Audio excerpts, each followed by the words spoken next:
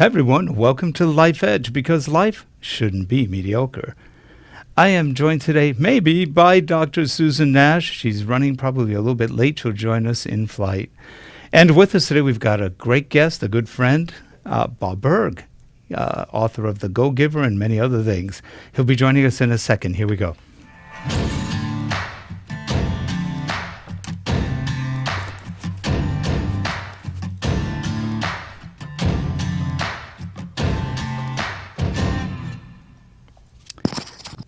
And we are back, and joining us is Bob Burg. How are you, Bob?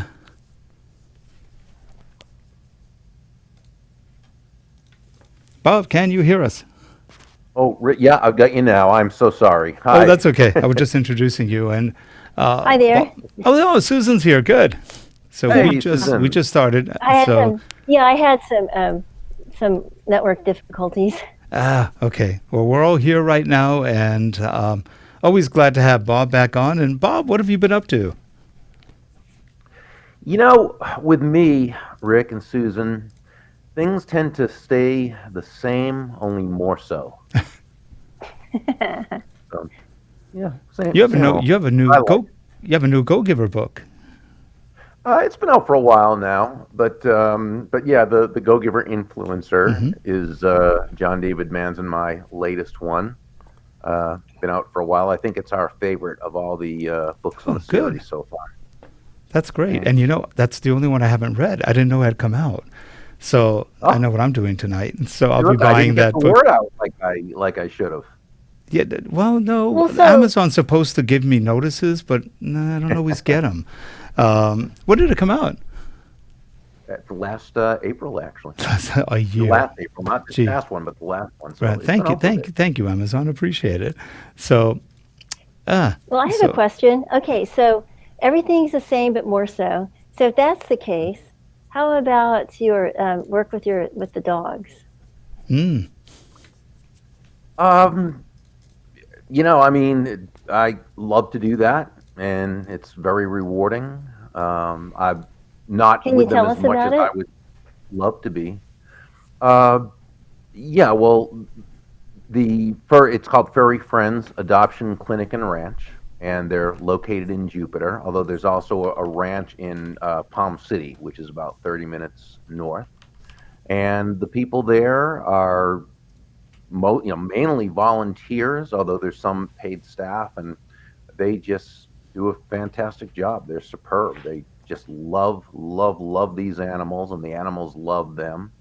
And there's a lot of rescue that goes on, and unfortunately, there's a lot of good people in the world, but there's a lot of kind of yucky people in the world who use animals, who abandon them, and it's just really such a shame. Those are so adorable. Yeah, those aren't ours. That's, I think, that might be another,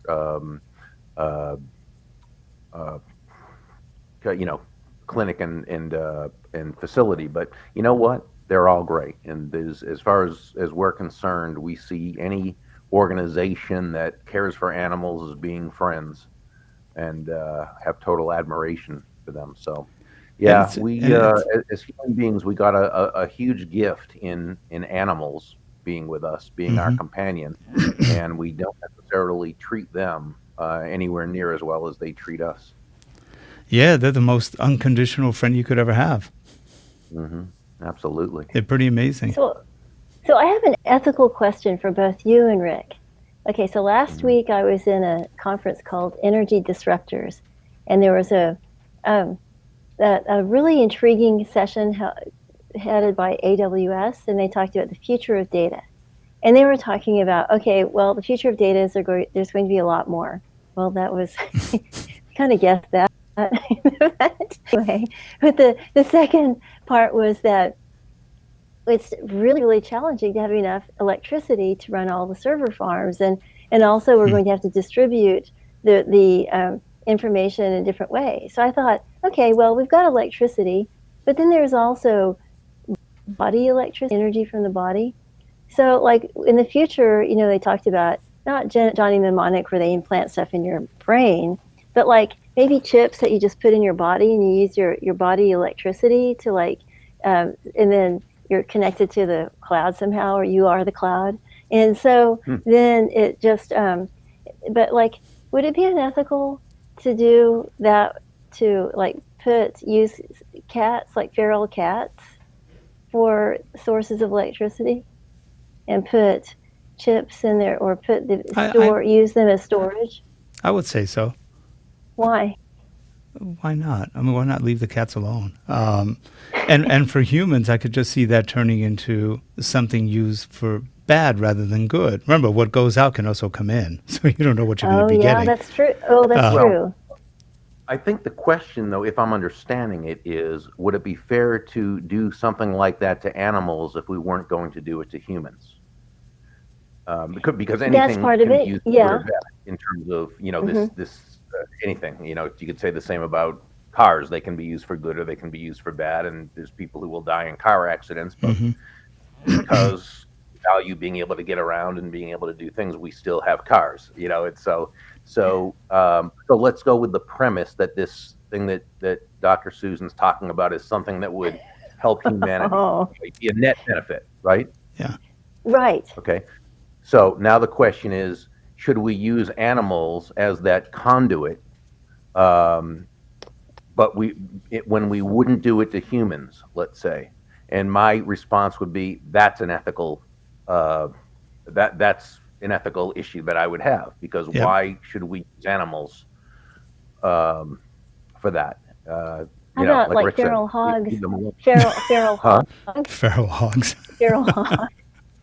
Just wondering, we feel like feral hogs, are they okay to do that too? Well, but think of it this way, Susan. We don't generate that much electricity. Look at most humans. By the end of the day, they're exhausted. They don't have that much electricity. Right, but I think it's more a thought experiment that she's talking about, as opposed to the actual benefit of. Let's assume that. Yeah, assume we have that technology. Assume is the premise that it's something that would be a net benefit to humanity. Do we have a right to use animal? Well, do we have a right to cause pain and suffering to anything, to any living thing? And I would say we generally don't. I mean, and if we say yes, we do. Well, why do we? Because we value, human life over animal life. Well, obviously people do. But I don't think that necessarily makes it right. I think that makes it that's what some people believe. So, and I'm not judging. I'm just saying that's my opinion. That's my feeling that that we don't intrinsically have a moral right to wire up a feral hog or a feral cat or a feral rat. If possible. So that'd be my thought. I like the train of thinking, because we have to think about the ethical things ahead of time, because I think what happens is sometimes we get seduced into what's efficacious, and this will do the job, and then later. Yeah, I think that just tends to be kind of a human condition. Whatever's efficient and whatever can make money, I don't think we're running out of electricity. What we're running out of is, in some places like San Jose, where you have Silicon Valley, they draw a lot of electricity. We worked with a company in Silicon Valley, and they had something like, 150 servers or server farms in one building, and they were constantly drawing more electricity than the whole block. And other companies were complaining about them drawing too much, but they were drawing too much too. So you have an issue in Silicon Valley where everybody's got millions and millions of computers and not enough power to juice them all. And then again, people come and go. They move out of the valley, and all of a sudden they have power again. So I don't know. It's sort of a made-up human problem. I'm not sure that's really an issue, at least not at this point. And I guess Bob. Mm-hmm. I think when it comes down to it, anything that can be invented that's going to help humanity can the free market, the marketplace of ideas and thoughts and so forth will come up with it, and we can do it without harming animals, you know. And so there's so much brain power And I'm fine people doing it for money, and invent something that is going to help the world and make a huge profit from it.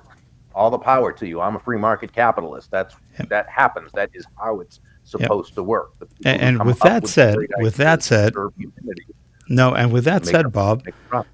So segueing back unleash. to segueing back to you for a moment, you have invested a lot of money. You've created a product that does help the whole world, and that's the Go Giver series. So, um, I just saw the correlation there, um, because books can change people, and so can thoughts, and so can a lot of things. And I'm a personal believer that what Bob has written, along with John David Mann, is a great series of books that can help people really find themselves a little bit better and maybe live a better life and have more success by changing the way they look at things and changing the attitudes and everything else.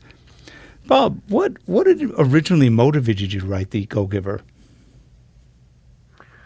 Well, years before, I had a book out called Endless Referrals, which was a how-to book for people who were entrepreneurs, salespeople. They had a product or service they believed in. They knew it brought value to others, but they didn't feel comfortable necessarily in the building relationships aspect and being able to create those relationships that would cause people to want to do business with them and to refer them to others. So that was a pretty big, book of mine for a long time. That was sort of my main book, and it's now in its third revised edition. But throughout the years, I'd always read business parables and always enjoyed them very much. Always found them just fantastic ways of learning. Whether it was, I think the first one I ever read was Mandino's Greatest Salesman in the World, and Classen's Richest Man in Babylon, and then in the I think it was late '70s, the 1 Minute series that Mm-hmm. came out with Dr. Blanchard and Johnson, and the people throughout the years, people like Chris Widener and Robin Sharma, and just so many fantastic, wonderful parables. And I always thought, they're so great to read and learn, and they don't take a lot of time, and I think really stories connect on a heart to heart level. And once you make that connection from heart to heart, now, it's so much easier to communicate a message in such a way that it will be received. So I thought, wouldn't it be great if we could take the basic premise of Endless Referrals, which was that all things being equal, people will do business with and refer business to those people they know, like, and trust, and put that into story form, into a parable. So we came up with the name The Go Giver because basically it's the answer to the question. So these people who create these know, like, and trust relationships, the people who are able to do it quickly and sustainably, what's their major characteristic? And that's they're always giving. Their focus is on giving value to others. And so the the best thing that I did with that is asking John David Mann, and when I say asking, I mean pleading with John David Mann to be the main writer, the lead writer and storyteller, because he's such a fantastic writer. Yeah. And so we collaborated on that, and it's worked out pretty well. Yeah, he's a good guy too. We've had him on the show several times as well. Oh, have you? Yeah, we've become friends throughout the last several years, and I like John David. He's just a good guy. I could see both of you together as creating these because you both have great hearts and just it's a wonderful message. And boy, we need good messages nowadays because people have so much noise out there, and the noise isn't good. If you're watching too much TV, noise is not good. So it's putting out some good noise, and boy, do we need that. He has a new book out. Oh, excuse me. Go ahead. Oh no, I was just no. Sorry, I was just like, what I like about what you're doing is, again, and that's I guess why I asked the kind of hideous question about that. I knew that you would talk about the ethics and the idea of compassion first, and that just seems to be such a motivating point. That, like, the thing that brings it all together is the what am I going to bring? Giving, compassion, and empathy, thinking about the other person. Well, I think that's a part of humanity, but it also happens to be a big part of success. And we see companies where the leader and the leadership creates a culture where the employees, the team members, feel as though they're part of something bigger. They feel as though they're part of a family. They feel as though they're making a contribution that's making a difference. And that really taps into human nature because people want to feel as though they're part of something bigger than themselves. They want to feel like they're adding value, bringing value. They also want that autonomy to be trusted to do the right thing. Daniel Pink in his book Drive, of course, he's written Mhm. several fantastic books, but Mhm. in his book Drive, which was one of my favorites, he talks about just how motivating it is for someone when they're approached that way and they're treated that way. And so, it's not when we talk about trust or we talk about compassion or we talk about empathy or we talk about moving from that I focus or me focus to that other focus and asking how can we help people attain that which they want to attain.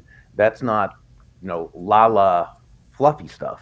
Okay, that's actually concrete, how to succeed in business as well as how to succeed in life.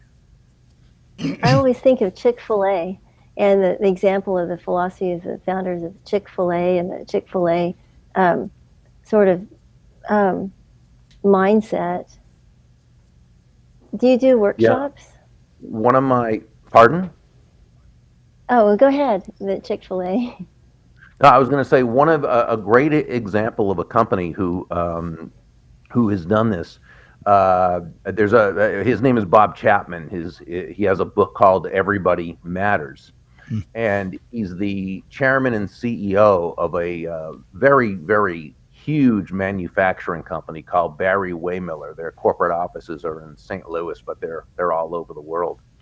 And this guy has so created a culture, a family culture, and they're very very profitable, sustainably profitable.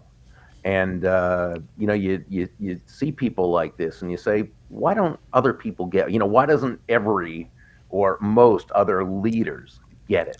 And then we read reports that say 75 to 80% of the workforce in America feels disengaged. And you say, Mhm. oh, it's so unnecessary. It's so unnecessary. So, but life is life and people are people, and people can see a great example out there in front of them, but whether they want to take the time and make the effort to implement that, that's another story. And Susan was also asking if you do workshops. Oh, do I personally?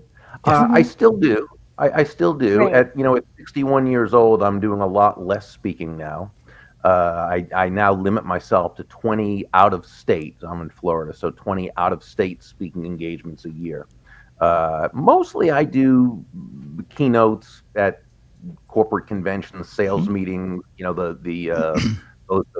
Those sort of things. But I still sometimes do some workshops. Now we do have actually my business partner Kathy Tagenel and I have a an actual workshop we call the Go Giver Entrepreneurs Academy. Mhm. We hold those in Orlando several times a year. It's a 2.5 day workshop, uh, which is limited to 10 people because we go very, very into detail with these people's companies. So it's typically 10 people from usually different fields who are all very successful. So there's a big, also a kind of a mastermindy element to that as well, and as well as going through the 5 laws and helping people really clarify how to create a better business, take their success to the next level. And at 61, you're a puppy. Oh yeah. I don't I'm always older. feel I'm like older it. than you Sometimes I are. need to get that oil can out. Yeah, yeah. I'm older than you are. Don't worry about it. I can't believe it. You look so much younger. My I'm goodness. 65. Really? Yeah, So Well, you get two genes. yeah. I'm thinking also of like I like the concept of the parables and the mind makes meaning and gravitates towards stories. I keep thinking about Who Moved My Cheese and those Mm-hmm. others that are just classics. And Yeah. I think I just think it's great that you're doing what you've done, and I was wondering if you have any plans for the future.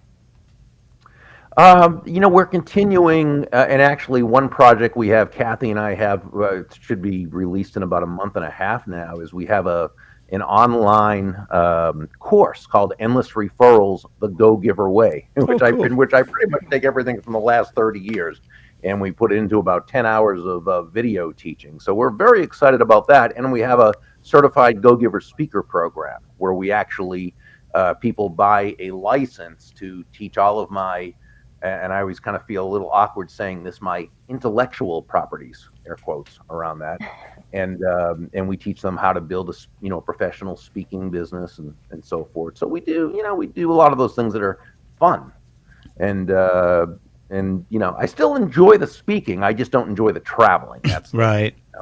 Yeah, travel, people, it's Yeah. funny you mentioned that because traveling is not what it used to be. It's not as much fun No. And anymore. what it used to be, I wasn't in love with it, Well, but I yeah. could deal with it a lot easier. Yeah. Now and you know what it is now, especially, and again, I hate to do that thing about getting older, but I just don't travel as well anymore. Well, no, you know what? But traveling's not as much fun as it used to be. The seats are tighter. Everything is tighter. They're packing you into teeny weeny planes to go across country. I hate traveling now. And I used to love traveling. I grew up in the airline industry. My dad was in the airline industry. Oh, really? And today I hate traveling. It's like, Well, gotta go it's- through, gotta go especially- through security, which is half a joke. Oh, You gotta yeah. go through this, through that. You get on the plane and it's tight. It's just not that much fun, and you can get upgrades and stuff that helps. But they're flying cross country 737s, Airbus A321s. It's like that's a 4-hour flight on a very small plane, or a 5-hour flight, 6 hours. I got stuck on a 737 from Boston to LA, 7.5 hours. It was not fun. It was What not did you do? fun. Just circle around, or were you on the tarmac No, for a we while? had like a 700-mile-an-hour wind on us, so the plane was What? just going slowly. It was bad, and so but you're still 700 pretty mile brave. an hour plane? Yeah, and Bob, you're still pretty brave. 20 states is quite a bit of travel. I just did 4 states that I was fed up after 7 days, so I think you're doing great.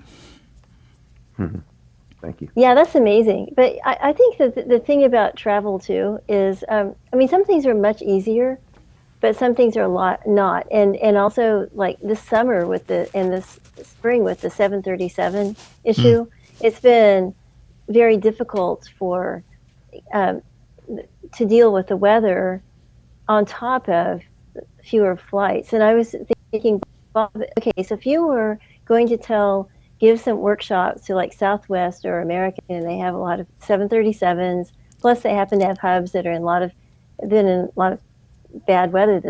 How would you suggest that they deal with the public relations issue? Well, Southwest, I just say keep doing what you're doing. Hmm. There's a reason they've been profitable, other than the first year or two in their business. They've been profitable every single year.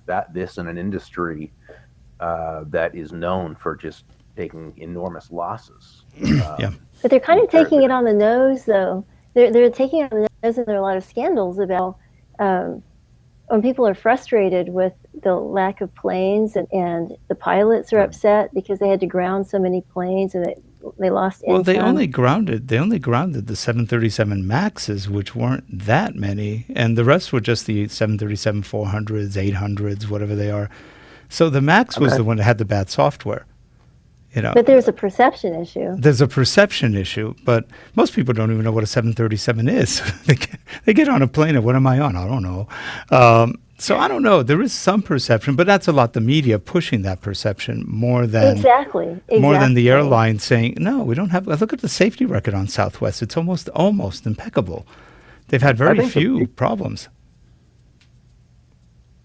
Sorry, Well, Bob? so then, let's switch over to American then. What would you say to American, Bob? How would you talk to them? American, as well as most of the other airlines, they do an okay job, but they have a lot of breakdowns in communication and a real lack of empathy a lot of times in the way that they deal with people. I mean, United is probably the worst, and they don't seem to understand it. And they don't. American got worse after they merged with U.S. Air. TWA? Oh, No, yeah. it was Well, U.S. Air. the interesting Well, thing is TWA that used to U.S. be called the worst airline, TWA. So they were pretty Well, bad. U.S. I'm an Air American was flyer, so I have most of my points and miles on American. They're still pretty good. Reservations isn't what it used to be. You go to the clubs, they're not all friendly. They're definitely suffering something, though I'm not quite sure what. Reservations has gotten better this year than the last 4 years. I'm not sure if they made some changes, but it sounds like it. And I went on about 8 flights recently, and they were good. The flights were good, and the flight attendants were actually really good. So something's changing. It wasn't that good a couple years back. It was getting lousy. Okay, so how would we apply go-giver precepts? Well, the focus, when you think about it, the focus, everything Go Giver is that you are focused on creating an immensely valuable experience for others. Yeah. I mean, that's really what it comes down to. So, how do you really do that? How do you create a wonderful experience for your customer? There are probably hundreds of ways to do so, but they tend to come down to 5, what we call elements of value. And those 5 are excellence, consistency, attention, empathy, and appreciation. And to the degree that you, and when I say you, I mean everyone on the team, right, at every single customer touch point, communicates at least one, hopefully 2, 3, 4, or all 5 of those elements, right? To the degree you do that at every single touch point, that's the degree that you take the competition out of the business. People are not focused on the price, but people are just glad to be doing business with you. Mm-hmm. And one of the things that Southwest did, which was so fantastic, and Herb Kelleher is really the person who shifted the paradigm with this, is he went from, focus on the shareholders, then focus on the customers, and then if there's any room, give some attention to your employees. And he said, no, focus on your employees. But take care of your employees. Make them your family. Create immense value for your employees. They'll take care of the customers, and the customers, of course, will take care of the shareholders. He had it right. Again, you go back to, well, why doesn't everybody just duplicate that? I don't know. Why don't they? I think it's a common sense. Common sense. It's one of those value-added things that not everybody has. No. Yeah. And remember too, with the airlines, it's a very regulated industry, and what that means is that keeps competition out. Southwest, and if you ever read, the story Nuts, about that was the start of Southwest Airlines, and I got to talk with her because we had him and Colleen Barrett, who was the CEO at one time and author of the book Lead with Love, LUV. We had them at a conference when I used to put on big conferences in Florida, annual conferences, and they were just so wonderful. They were amazing. Everybody just fell in love with them. But, he and I talked, and it was just so difficult for Southwest to actually go into business because of the cronyism and the competitors trying to keep them out. Well, obviously the more competition that's out there, the more incentive companies have to please the customer. When you've got a small group that pretty much controls it, there's not as much incentive. In fact, Bob, do you remember years ago, this is back late 70s, Sir Freddie Laker Airways. He had a wonderful $240 from London to LA, or even cheaper if you were going to New York or somewhere else. And they took him out of business. They colluded against him, and he went out of business because they could in those days. Now it's a little harder. But and you've got the union issue and other stuff that, they kind of control what goes on. But you're right. I mean, Southwest is smart in so many ways. They only bought one aircraft. That way they only have to maintain one plane. They have product, they have parts for that plane everywhere. And then, now they bought some other airlines with other planes, but I think they replaced the other planes. And, they're not unionized. The captain will clean the aisles with the flight attendants if they're running late. Things like that. Everybody gives in that airline. And Also it does show. employee owned. Yeah, and it's employee owned, that too. now mind you, I hate flying them. Not Yeah, because they're of the not for airline. It's everybody just like, because of oh the- my god. absolutely. They're not for everybody because of the situation where there's no first class and you have Right. to kind of Right. wait in line. And some whole of the thing. people on there, I've gotten into almost 3 fights on it. I'm like, oh my gosh, what is wrong with some of these people? Aside from too much booze on I some. love them though. Well, I'll Do say you that I really? love it. Yeah. Oh, I love flying Southwest, but it's because, okay, I have a choice if I go from Oklahoma City or Tulsa to Houston. I can go nonstop on United on a small flight, or I can go on Southwest. And they've changed it so that you can get into like it's kind of Yeah, you relaxing. can get the first couple of Yeah. Mm-hmm. Yeah, you can get the first 60 or whatever, and then And you can- the early bird, and Yeah.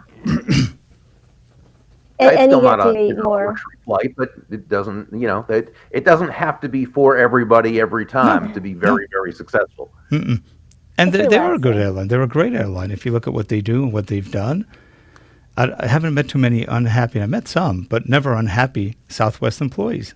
They all look pretty happy. And they focus on like equipping, say, the area around. Like it just totally ties into what you're talking about. The every touch point, every point along the way. They try to make it an excellent experience. So like you're waiting, okay. So they have places where you can charge your laptop or your phone or whatever, and they have little desks in some areas. And just all kinds of little added things. It's true. Well, you know what? We are almost out of time. It went really fast. Bob, what's any books coming out? Anything new? The video training series sounds pretty exciting. Is that on your website when that comes out? Not yet. We're in post-production for it, and we were hoping to have it out in mid-July, but of course that didn't happen. So I think it'll be out mid-August. Can people get that at your website? Is it going to be on Amazon? How are you going to sell that one? Yeah, no, it will be at our website. Our We'll be website, selling cool. that. That sounds Yeah. great. Any new books? No, Nothing not yet. not Okay. on this one. By the way, John David Mann has a new book out with David Bach called The Latte Factor. I read that one. It was good. It was actually a fun book. Wonderful book. Yeah, with a great lesson. Yep, that's true. That's true. I know people have been doing that lesson for years too, and it's a hard lesson to keep up with, especially when they're beginning on it. But it's fun. We won't give it away. It's a great book, The Latte Factor. Well, you guys are good. How you put these graphics up there right after? Yeah, Hal's rushing right along with us. Yeah, you good. Great producer. Anyway, well, great. Well, Bob, as always, we appreciate having you on, seeing you, saying hi. It's been a while. I think it's been about a year since we talked, maybe a little longer. Too long. But you're never far from mind. I'll tell you that much. You'd be surprised how many times in a day or a week the Go-Giver comes up somehow in a thought, in a memory, and it's just great. It's just one of those things that always keeps us remembering. And it's a good remembrance. So for all you folks who are watching, if you haven't read the Go-Giver books by Bob Burg and John David Mann, go to Amazon. We'll put a link down here to their Amazon page so you can take a look at it and buy them. They're great books. We get nothing for it. Just buy them. We don't make a penny. We want Bob to make a penny, not us. So they're really great books. They're wonderful lessons in life, living, and frankly, love. So, hey, Bob, again, good to see you again, and we'll see you soon next time. And definitely, maybe when you get the videos up and running, come on back and talk about them. That'd be wonderful. I'd love to. Yeah. That would be Thank great. you both for having me. Appreciate you both more than you can imagine, and I wish you and all your viewers a great night. Actually, it's still afternoon out there where you are. So Yeah, great still, afternoon. we're about 5. We're about 4 o'clock almost. No, 3. Yeah, almost 4 o'clock. 3:30 something. Susan, we'll see you next week. And Bob, again, thanks for coming on. And if you're watching the show, take a look at the show notes, follow those links, and please subscribe. Have a good one, everyone. Thanks.